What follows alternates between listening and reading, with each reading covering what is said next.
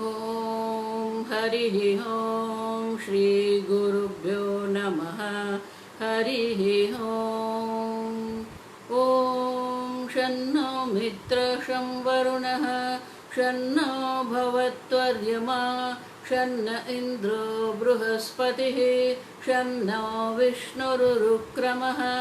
नमो ब्रह्मणे नमस्ते वायो त्वमेव प्रत्यक्षं ब्रह्मासि त्वमेव प्रत्यक्षं ब्रह्म वदिष्यामि ऋतं वदिष्यामि सत्यं वदिष्यामि तन्मामवतु तद्वक्तारमवतु अवतु माम् अवतु वक्तारम्।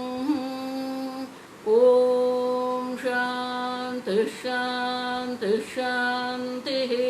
ॐ भद्रं कर्णेभिः शृणुयाम देवाः भद्रं पश्येमाक्षवीर्यजत्राः स्थिरैरङ्गैः स्तुष्टुवागुंसस्तनूभिः विषेम देवहितं यदायुः। स्वस्ति न इन्द्रो वृद्धश्रवाः स्वस्ति नः पूषा विश्ववेदाः स्वस्ति नस्तार्क्ष्यो अरिष्टनेमिः स्वस्ति नो बृहस्पतिर्दधातु। ॐ शान्ति शान्ति शान्तिः। ॐ सहना भवतु सहनौ भुनक्तु सह वीर्यं करवावहै तेजस्विनावधीतमस्तु मा विद्विषावहै। ॐ शान्ति शान्ति शान्तिः। सदाशिवसमारम्भां शङ्कराचार्यमध्यमाम् अस्मदाचार्यपर्यन्तां वन्दे गुरुपरम्परां। श्रुतिस्मृतिपुराणानाम् आलयं करुणालयं नमामि भगवत्पादं शङ्करं लोकशङ्करं शङ्करं शङ्कराचार्यं केशवं बादरायणं सूत्रभाष्यकृतौ वन्दे भगवन्तौ पुनः पुनः। ईश्वरो गुरुरात्मेति मूर्तिभेदविभागिने व्योमवद्व्याप्तदेहाय दक्षिणामूर्तये नमः। निधये सर्वविद्यानां विशदे भवरोगिणां गुरवे सर्वलोकानां दक्षिणामूर्तये नमः। ॐ नमः प्रणवार्थाय शुद्धज्ञानैकमूर्तये निर्मलाय प्रशान्ताय दक्षिणामूर्तये नमः। मंगलाचरण। ॐ नमः श्रीशङ्करानन्द गुरुपादाम्बुजन्मने। ॐ नमः श्रीशङ्करानन्द गुरुपादाम्बुजन्मने। सविलासमहामोहग्राहग्रासैककर्मणे सविलासमहामोहग्राहग्रासैककर्मणे।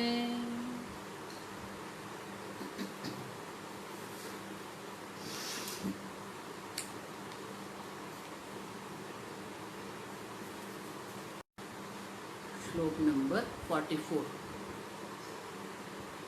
जगतो यदुपादानं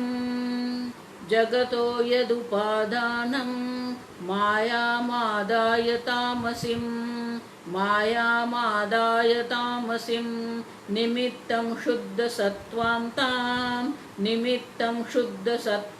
ताम् उच्यते ब्रह्म तद्गिरा यदा मलिनसत्त्वां तां कामकर्मादिदूषिताम् आदत्ते तत्परं ब्रह्म त्वं पदेन तदोच्यते।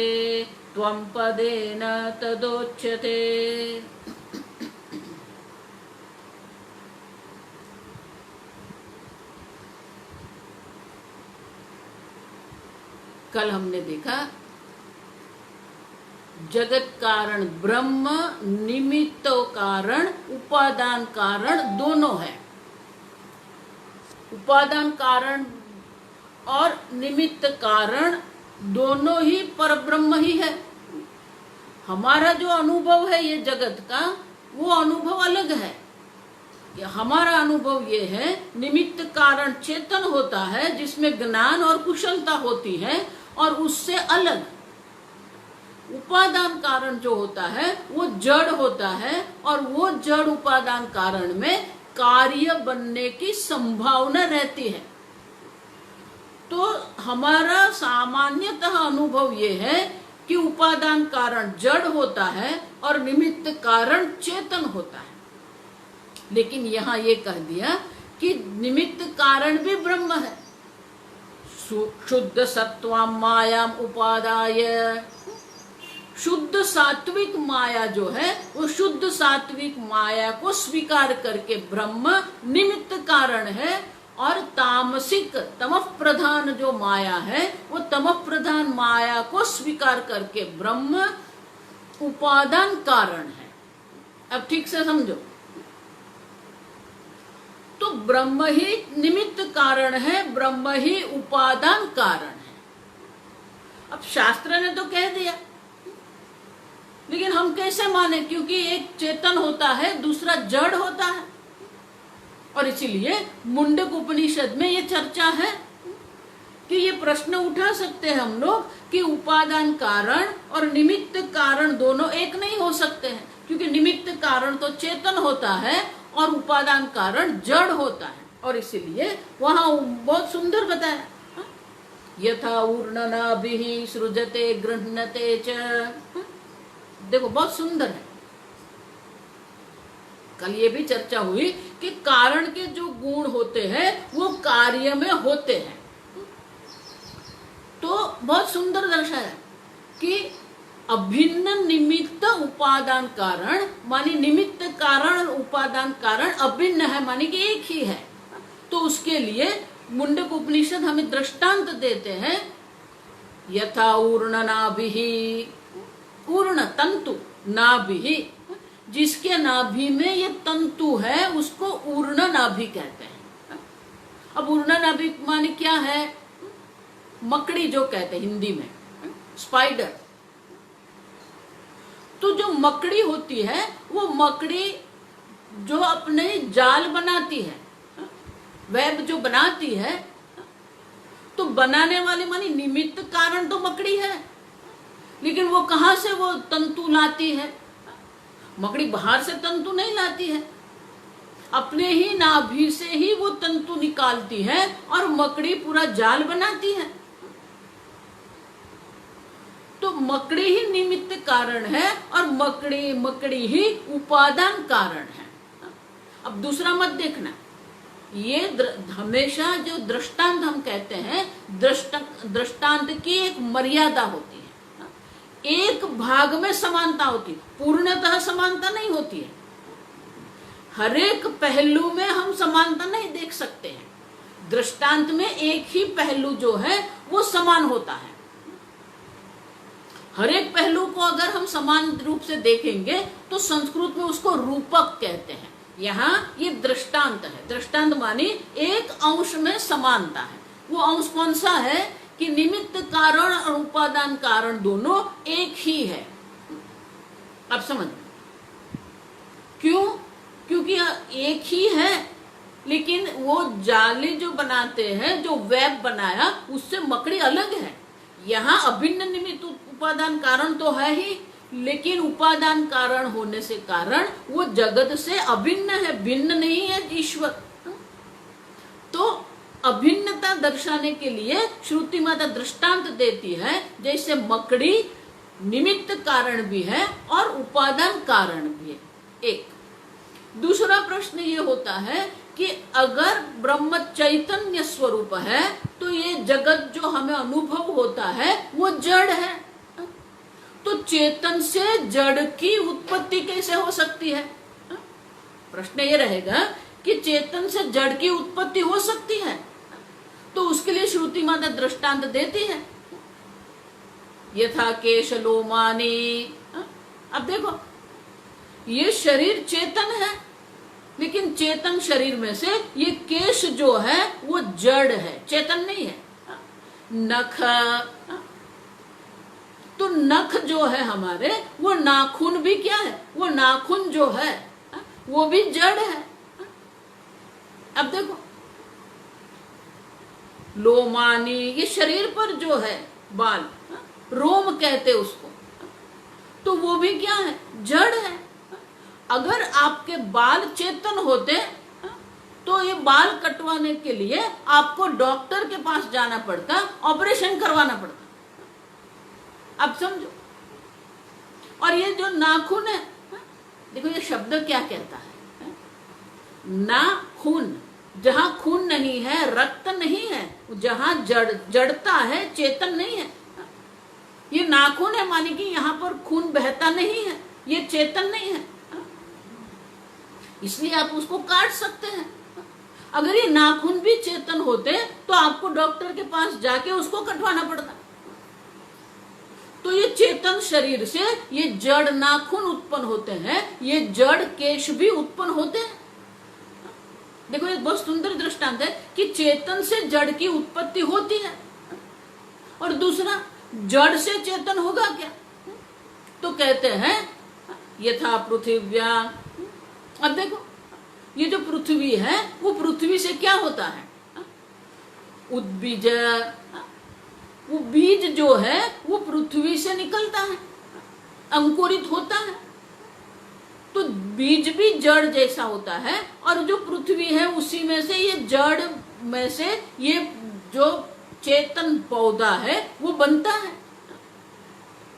बीज का जो पोषण करने वाली है वो पृथ्वी है, जड़ है, लेकिन वो जड़ पृथ्वी से ये चेतन उत्पन्न होता है। और इसीलिए अब समझो, ब्रह्म जो है वो चेतन है, लेकिन वही ब्रह्म द्रव्य भी है। क्यों? तर्क से हम देख के गए कि निमित्त कारण ईश्वर है, हम जब कहते हैं तो उपादान कारण भी ईश्वर ही है। क्यों? क्योंकि जब ये कार्य और कारण, आप देखो तर्क सब ठीक से समझना है कि हमारा जो अनुभव है, ये सृष्टि, ये सर्जन, ये विश्व हमारा अनुभव है, हम ये विश्व का अनुभव कर रहे हैं। लेकिन ये विश्व जो है वो कार्य है, हम आगे सब देख के गए, ये संघात है, कार्य है, रचना है, सर्जन है। अब समझो, तो ये ब्रह्मांड जो है वो रचना है, सर्जन है। देखो ये शब्द है ना, ये वैज्ञानिकों के लिए थोड़ा मुश्किल शब्द है, क्रिएशन मानने को वो तैयार नहीं है। अब तो ये जगत सर्जन है, कार्य है। अगर ये सर्जन है तो एक ऐसी अवस्था होगी जब ये जगत का सर्जन नहीं हुआ है। तो जब सर्जन नहीं हुआ है, अभी जगत उत्पन्न हुआ नहीं है, तो जगत जो कार्य है उसकी उत्पत्ति के पहले उनका निमित्त कारण तो होना ही चाहिए। घड़े बनने के पहले कुम्हार होना चाहिए। तो इसका अर्थ ये हुआ कि संपूर्ण ब्रह्मांड की उत्पत्ति जब नहीं हुई थी तब निमित्त कारण तो था। अब जब निमित्त कारण था, हम जब कहते हैं, और अभी जगत की उत्पत्ति नहीं हुई है, जगत की उत्पत्ति नहीं हुई माने कि देश भी नहीं है, काल भी नहीं है, पंच महाभूत भी नहीं है, कुछ भी नहीं है। तो अब हमारे पास दो परिस्थिति है, एक है जहां कुछ भी नहीं है, निमित्त कारण मात्र है, और दूसरा जो है ये संपूर्ण जगत का अनुभव हम कर रहे हैं। तो ये जगत अभी उत्पन्न नहीं हुआ है और निमित्त कारण है। अब देखो ये दो परिस्थिति, तो हमको कहना पड़ेगा कि जगत है और जगत का हम अनुभव कर रहे हैं। तो जगत का जो द्रव्य कारण है वो क्या होगा? ऐसा मत मानना कि कहां से कुछ ये ले आए, वो पंचमहाभूत वहां पड़े थे, उसमें से भगवान ने ये जगत बना दिया, ऐसा नहीं है, कुछ भी नहीं था, संपूर्ण जगत था ही नहीं, तो निमित्त कारण था। तो दो परिस्थिति जब हमारे सामने होती है तो तर्क से हम समझ सकते हैं कि निमित्त कारण था, जगत नहीं था, और जगत है ये ऐसा हमारा अनुभव है, तो फिर उपादान कारण वो निमित्त कारण मात्र ही हो सकता है, और कोई नहीं हो सकता। तो जब हम संपूर्ण विश्व की हम चर्चा करते हैं तो संपूर्ण विश्व की चर्चा में हम ये समझ सकते हैं कि निमित्त कारण जो है वही उपादान कारण होना चाहिए, क्योंकि उनके सिवा और कुछ था ही नहीं। तो निमित्त कारण भी वो ब्रह्म है और उपादान कारण भी ब्रह्म ही है। अब समझो, अब जब एक ही है तो ये जगत उत्पन्न हुआ जब हम कहते हैं, तो कल जो हमने चर्चा किया कि बीच में एक इस प्रकार की वस्तु होनी चाहिए, माया मादाय, ये माया है, जगत और ब्रह्म के बीच में ये माया है, आप समझना। लेकिन माया भी कहाँ है? माया भी मिथ्या है, सत्य नहीं है। क्यों? क्योंकि परब्रह्म जो है वो परब्रह्म के सानिध्य में ही माया ये जगत उत्पत्ति कर सकती है। मायिनम महेश्वरम, माया को नियंत्रण करने वाला जो है, माया का जो अध्यक्ष है वो ईश्वर है। इसीलिए माया स्वयं सत्य नहीं है, माया स्वयं ये जगत की उत्पत्ति नहीं कर सकती है। प्रकृति शब्द का कल हमने अर्थ देखा, अब माया शब्द का अर्थ भी देखो। माया किसको कहते हैं? या मा सा माया, ये बहुत सुंदर है। कई बार न की जगह पर हम मां शब्द का प्रयोग करते हैं, मां लिख, मां लिख, मां लिख, मत लिखो। तो ये मां का अर्थ न होता है, नकारात्मक होता है। तो या मां सा माया जो है ही नहीं, फिर भी दिखती है। अब देखो, नहीं है फिर भी है, उसी को माया कहते हैं। देखो, हम देख के गए कि मिथ्या जो है जिसको हम सत्य भी नहीं कह सकते, मानी है भी नहीं कह सकते, जिसको हम नहीं भी नहीं कह सकते हैं, उसको हम मिथ्या कहते हैं। सद असद्भ्याम अनिर्वचनीय, वचनीय मानी कि जिसका हम वर्णन कर सकते हैं, जिसको हम समझ सकते हैं। अनिर्वचनीय मानी कि ये है ऐसा भी हम वर्णन नहीं कर सकते, नहीं है ऐसा भी हम वर्णन नहीं कर सकते। तो माया भी क्या है? नहीं ऐसा भी हम नहीं कह सकते हैं, और है ऐसा भी हम नहीं कह सकते हैं। तो माया स्वयं अनिर्वचनीय है, माया स्वयं मिथ्या है, लेकिन वो माया शक्ति है जिसके कारण ब्रह्म ये जगत उत्पन्न करता है। और इसलिए कहा कि मलिन जो तम प्रधान जो माया है, तम प्रधान माया को स्वीकार करके ब्रह्म उपादान कारण है, और सत्व शुद्ध सात्विक माया को स्वीकार करके वो जो ब्रह्म है वो निमित्त कारण है। अब समझो, तो माया जो है वो परिणामी उपादान कारण है, क्योंकि माया त्रिगुणात्मिका माया है। 3 गुणों में परिवर्तन, विकार होने से ये सर्जन होता है। 3 गुण जो है, तीनों गुणों में साम्य अवस्था जब आ जाती है तब प्रलय होता है।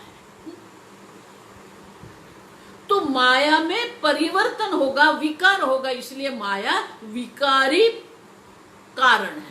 अब समझो, परिणामी कारण है। लेकिन ब्रह्म भी कारण है, तो ब्रह्म जो कारण है वो विकारी कारण नहीं है। कल हमने देखा कि दूध से दही बनता है तो वहां विकार है, गेहूं में से हम रोटी बनाते हैं तो वहां विकार है। अब देखो, तो ये विकार हम देखते हैं, और इसीलिए विकारी परिणाम। तो विकारी जो उपादान कारण होता है उनकी व्याख्या क्या होगी? स्वस्वरूप परित्यागेन पररूप अवभासते। जो अपना स्वरूप है उनका त्याग करके दूसरे रूप में जो दिखता है उनको विकारी उपादान कारण कहते हैं। अब देखो,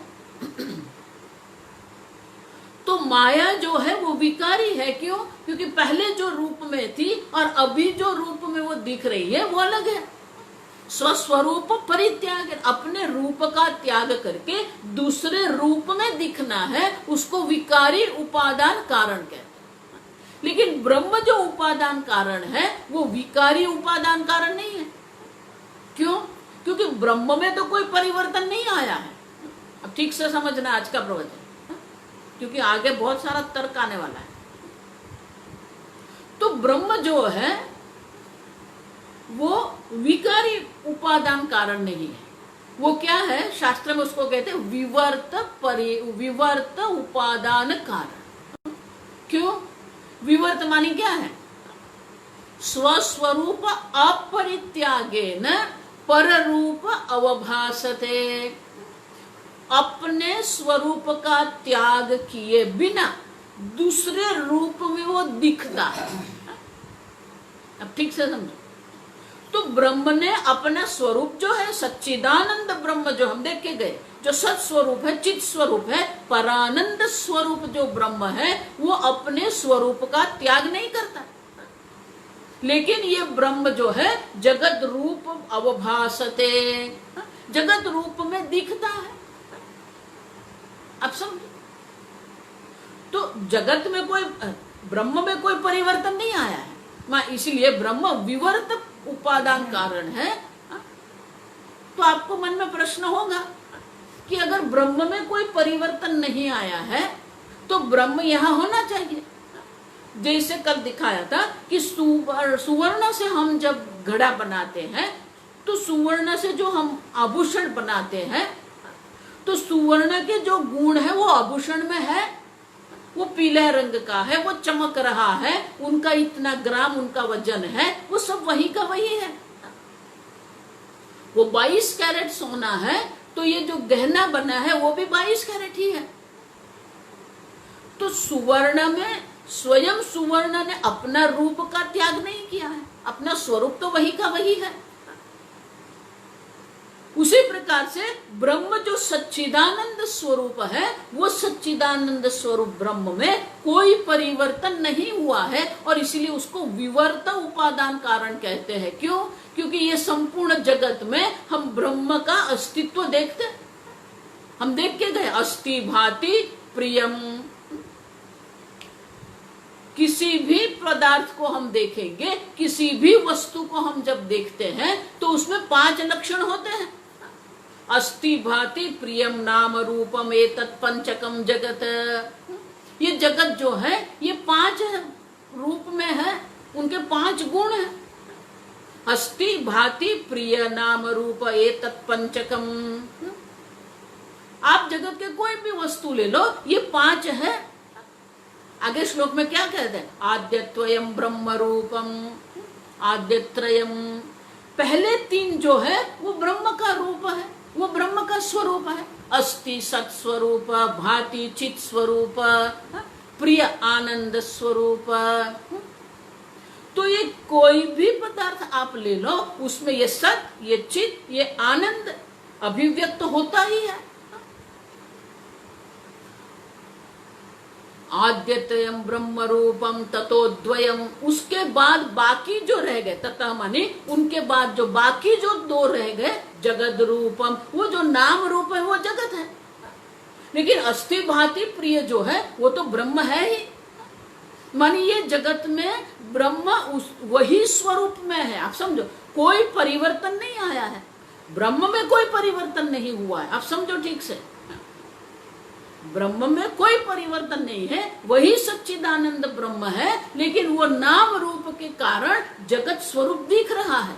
ये गुलाब है, ये मोबाइल है, ये दीवार है, ये चद्दर है, ये वृक्ष है, ये पर्वत है, ये ग्रह है, ये नक्षत्र है, ये अनेक नाम रूप है। जो नाम रूप है वो जगत है और नाम रूप का जो अधिष्ठान है वो ब्रह्म है।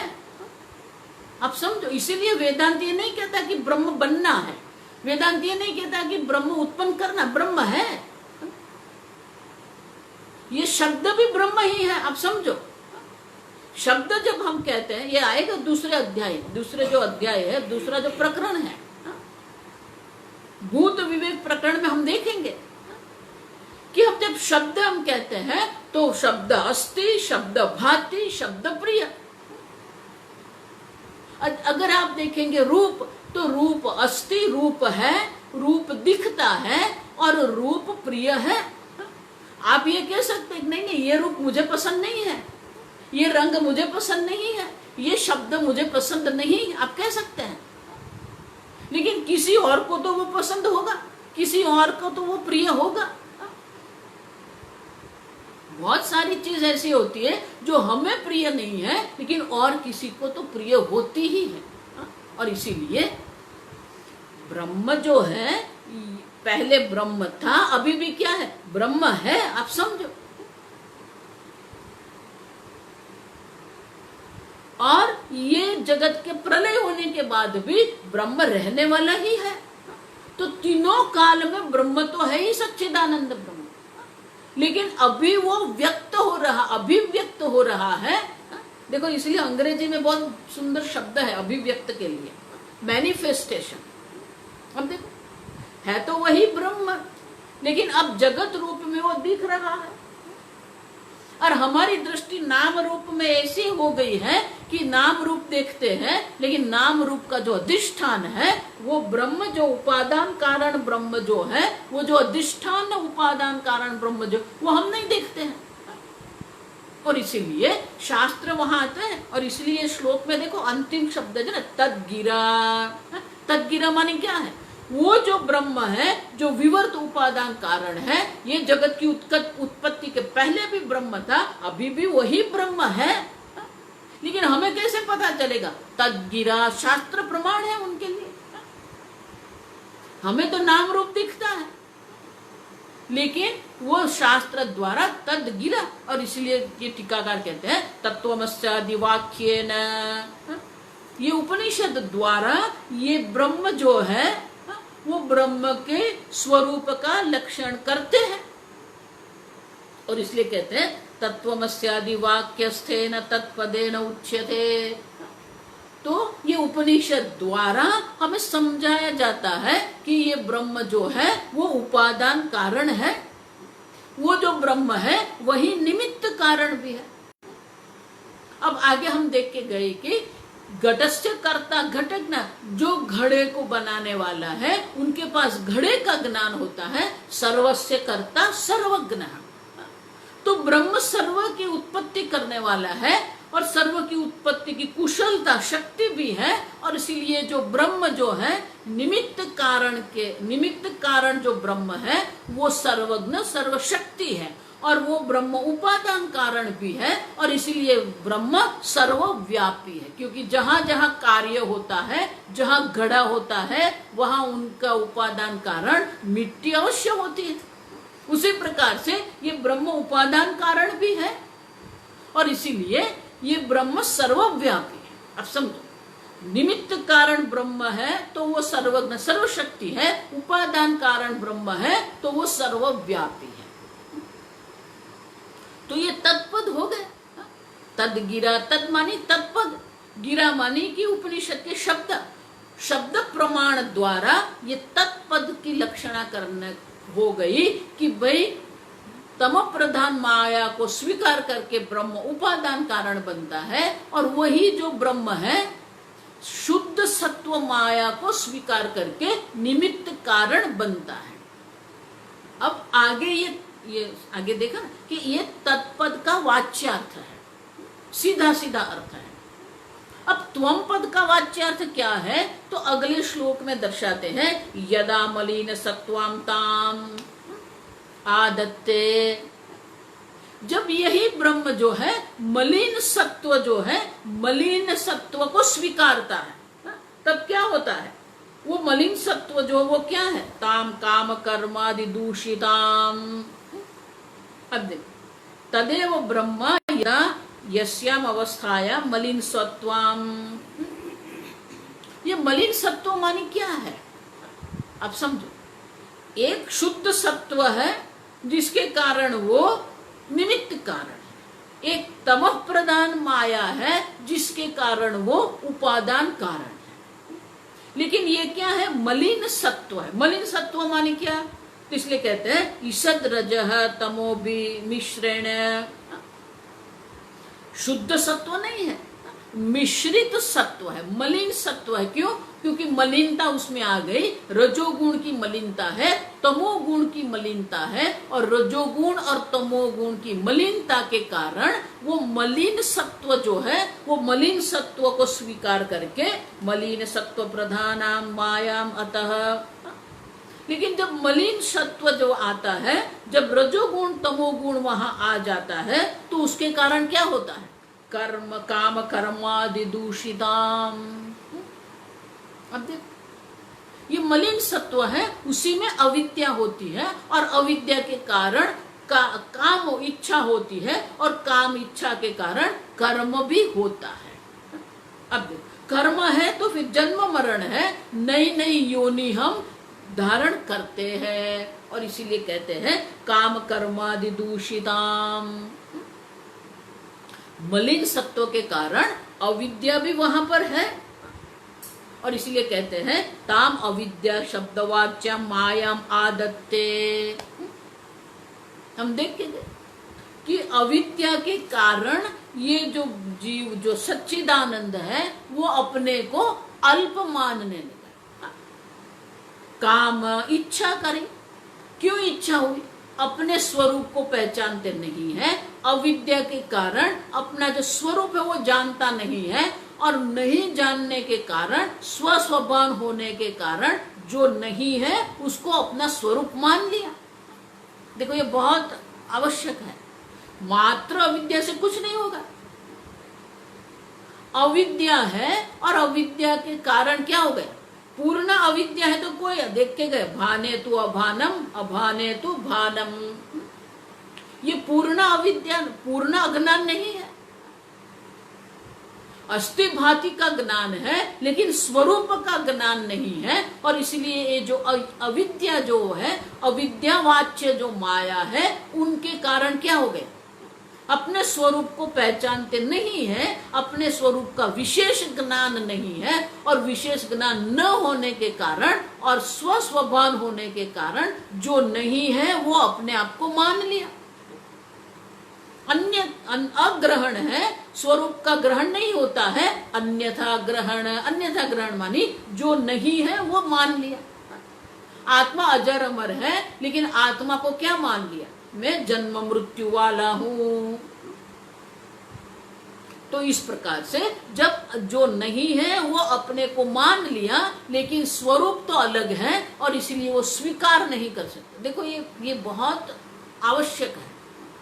आप जितनी भी सिद्धि प्राप्त करो, आप जितना भी ज्ञान प्राप्त करो, लेकिन आत्मा अस्वीकार जो है ना, वो सबके मन में है। आपको कितनी भी सिद्धि प्राप्त हो गई हो, आपके पास कितनी भी यौगिक सिद्धि के माने की अनेक प्रकार की अष्ट सिद्धि भी आपको मिलेगी, लेकिन अगर आत्मा का स्वरूप का अज्ञान है तो अस्वीकार भी रहेगा। आप समझो, हर एक व्यक्ति के मन में ये अस्वीकार पड़ा है। अपने जन्म मृत्यु को वो नहीं स्वीकार सकता, अपनी अल्पता को वो नहीं स्वीकार सकता। पूज्य स्वामी जी इसलिए बहुत बढ़िया कहते थे, there is a non acceptance of the self. हम अपने आप को स्वीकार नहीं कर सकते हैं।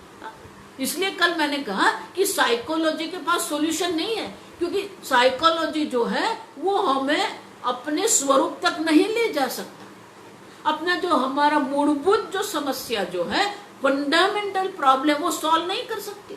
साइकोलॉजी है, लेकिन वो हमारा फंडामेंटल प्रॉब्लम सॉल्व नहीं कर सकती। और जब तक फंडामेंटल प्रॉब्लम सॉल्व नहीं होगा, तब तक हम सुख आनंद से बैठ ही नहीं सकते हैं। और इसलिए कहते हैं काम कर्मादि, आदि मानी क्या? सब देख लेना। इच्छा भी रहेगी, संकल्प भी रहेगा, कर्म भी रहेंगे, जन्म मृत्यु का चक्कर भी रहेगा। कोई इसी से नहीं बच सकता है। जब तक ये अविद्या बैठी है तो कुछ भी नहीं कर सकते आप। इसीलिए साइकोलॉजी के पास समस्या का समाधान नहीं है, आप समझो। कुछ हद तक साइकोलॉजी आपको अपने आप को स्वीकार्य बना सकती है, लेकिन पूर्णतः स्वीकार्य आप नहीं है, अस्वीकार है। क्योंकि आप स्वरूप से जन्म मृत्यु रहित हैं और आपने अपने आप को जन्म मृत्यु वाला मान लिया है। आप निरुपाधिक ब्रह्म है, निर्विकल्प ब्रह्म है, लेकिन आपने विकल्प उपाधि ब्रह्म मान लिया है। और इसीलिए साइकोलॉजी स्वस्वीकार नहीं करवा सकता।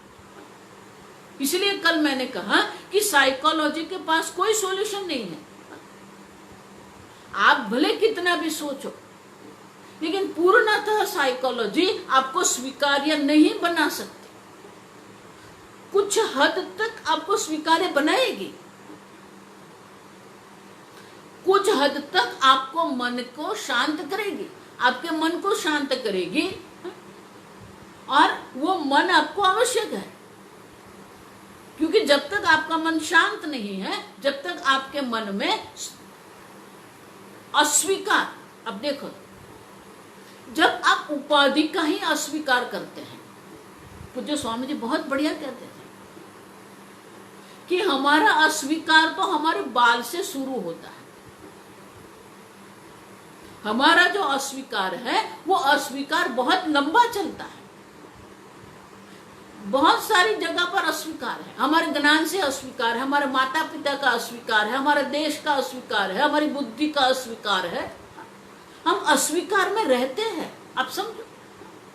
तो साइकोलॉजी जो है थोड़े अंश में हमें मदद कर सकती है। क्यों? क्योंकि ये सब स्वीकार्य बना सकती है, लेकिन उससे हम हमारा फंडामेंटल प्रॉब्लम जो है वो नहीं जा सकता। और इसीलिए मैंने कल कहा कि साइकोलॉजी के पास सॉल्यूशन नहीं है, आप समझो। और वेदांत तो कहता आप ब्रह्म है ही, लेकिन आप जानते नहीं हैं। तो ब्रह्म है ही तो फिर प्रॉब्लम तो है ही नहीं। अशोच्यानन्द शोचस्तु। तो साइकोलॉजी व्यक्तित्व, आपके व्यक्तित्व को थोड़े बहुत बदल सकती, वो व्यक्ति ऐसा बना सकती है जो व्यक्तित्व के कारण आप वेदांत समझ सकते हैं। आपके मन में, आपकी बुद्धि में, आपके व्यक्तित्व में वो परिवर्तन साइकोलॉजी ला सकती है जिसके कारण आप वेदांत समझ सकते हैं। लेकिन इसका मतलब ये नहीं हुआ कि साइकोलॉजी के पास सॉल्यूशन है। साइकोलॉजी जो है वो आपका व्यक्तित्व को ठीक कर सकता है, लेकिन आपका व्यक्तित्व भी आप नहीं है, आप समझो। वो उपाधि आप देख के गए। 3 अवस्था जो है, जागृत अवस्था है, स्वप्न अवस्था, सुषुप्ति अवस्था है। उसी प्रकार से हमारे अनेक प्रकार से, अब देखो, ये अवस्था भी है और हमारे पंचकोश जो है वो भी है। अन्नम ब्रह्मेति व्यजानात्, मैं स्थूल शरीर हूं, मैं प्राण हूं, मैं मन हूं, मैं बुद्धि हूं। तो अस्वीकार है, आप समझो। ये मूलभूत जो अस्वीकार है वो हमें शांति से नहीं बैठने देता।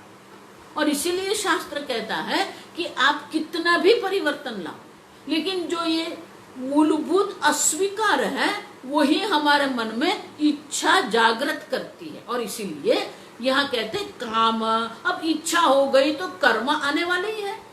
इसलिए कहते हैं काम कर्म दूषिताम। और आदि देखो, कर्म भी है, भोग भी है, जन्म भी है, जन्म मरण के चक्र भी है, गति आगति रहती है। अब देख, तो ये जो मलिन सत्व जो है वो मलिन सत्व अविद्या है। वो अविद्या के कारण काम कर्म जन्म मरण आदि दोष है। तो ये दोष के कारण क्या होता है?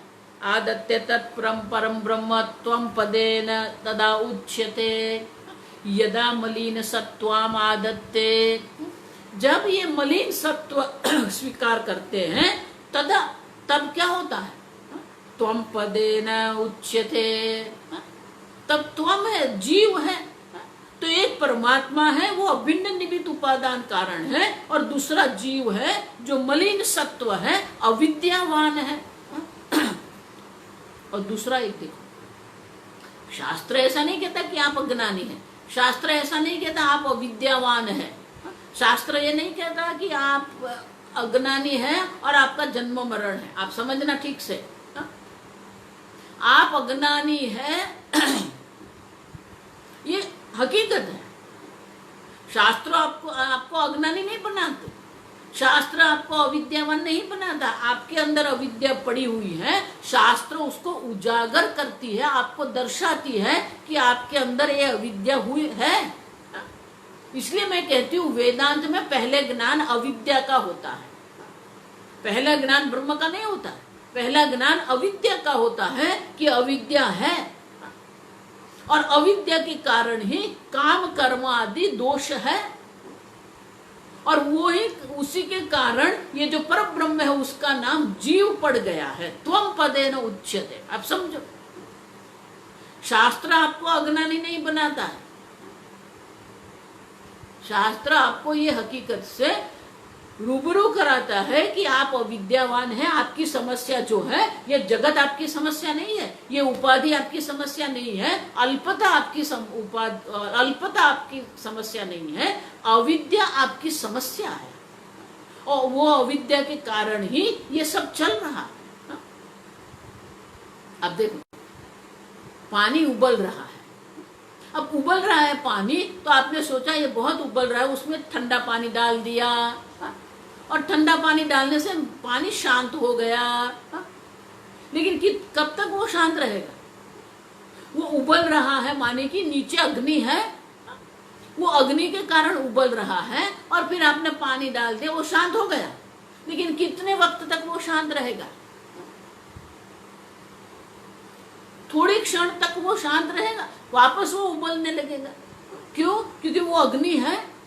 जब तक अग्नि रहेगी, पानी में जो उष्णता है, पानी जो उबलता है, क्योंकि पानी में उष्णता जो है वो पानी का गुणधर्म नहीं है। शीतलता पानी का गुणधर्म है, उष्णता अग्नि का गुणधर्म है। तो जब तक वो अग्नि रहेगी, उष्णता रहेगी। लेकिन जैसे ही हम अग्नि बंद कर देंगे, धीरे धीरे पानी अपनी उष्णता छोड़ देता है और वो शीतल हो जाता है। उसी प्रकार से जब तक अविद्या देवी बैठी है, वो अग्नि जैसा काम करती है, वो हमें उबालती रहती है, हमारे मन में अस्वीकार की भावना बनाती रहती है। और इसीलिए यहाँ कहते हैं विद्यारण्य मुनि कि ये जो मलिन सत्व जो है, अविद्या रूपी जो माया है, वो ब्रह्म को जीव बना के रखती है। अब हम देख के गए, अविद्या उत्पन्न नहीं हुआ, अविद्या कैसी? अनादि अविद्या है, और अनादि अविद्या के कारण जीव भी अनादि है। अब जो अनादि है माने क्या हो गया? अनंत जन्म हम लेके आए हैं, अनंत जन्म हम लेते रहेंगे अगर अविद्या है। लेकिन एक बार अविद्या की निवृत्ति हो गई, पुनर्जन्म न विद्यते वेत्ति तत्वतः। एक बार तत्व का ज्ञान हो गया तो फिर ये अविद्या रहेगी नहीं, और अविद्या नहीं रहेगी, पुनर्जन्म न विद्यते।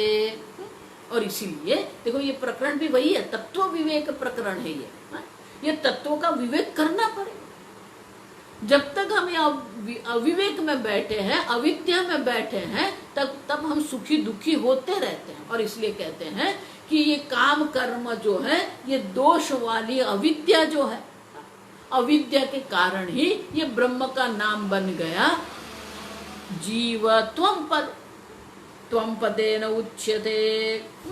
और इस प्रकार हम देखते हैं कि ये 3 प्रकार की माया है। आप समझो, ये 3 प्रकार की माया है।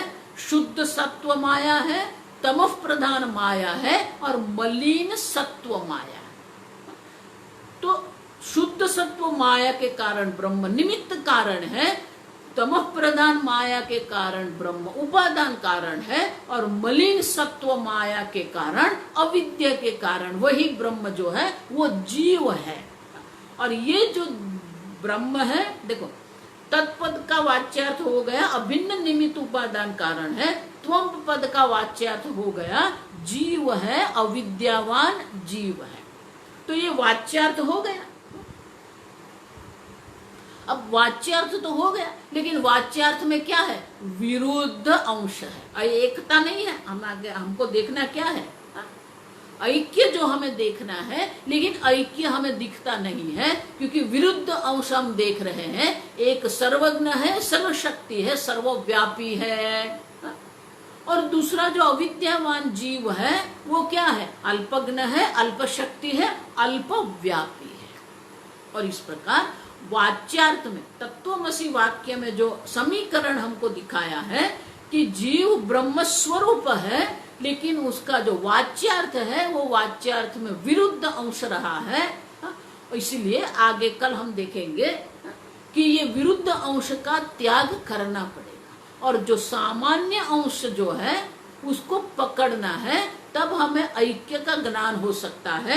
मानी जब तक हम विरुद्ध अंश को पकड़ के रखेंगे तब तक ये ऐक्य का ज्ञान हमें नहीं हो सकता है।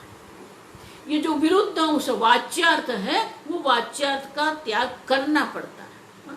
देखो बहुत सारे भक्ति संप्रदाय है वही वाच्यार्थ में ही अटक पड़े हैं, वो वाच्यार्थ को छोड़ने को तैयार नहीं है। कल हम ये चर्चा करेंगे कि भक्ति संप्रदाय वाले ये वाच्यार्थ को छोड़ने को तैयार नहीं है, और ये जो विरुद्ध अंश है वो वाच्यार्थ जो है वो छोड़ने को क्यों तैयार नहीं है, वो भी हम कल चर्चा करेंगे कि ये वाच्यार्थ का जब तक आप त्याग नहीं करेंगे तब तक ऐक्य का ज्ञान हो सकता नहीं है। हम कल वो देखेंगे।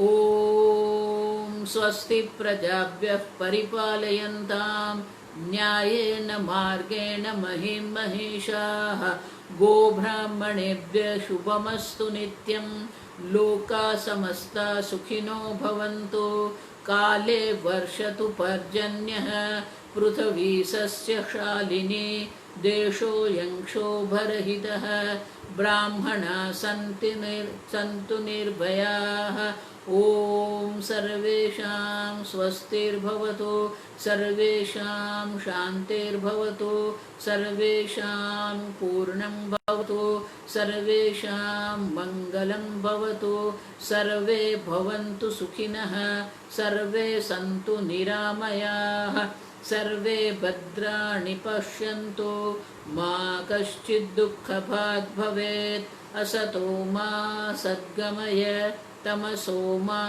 ज्योतिर्गमय मृत्योर्मा अमृतंगमय ओम पूर्णमदः पूर्णमिदं पूर्णात् पूर्णमुदच्यते पूर्णस्य पूर्णमादाय पूर्णमेवावशिष्यते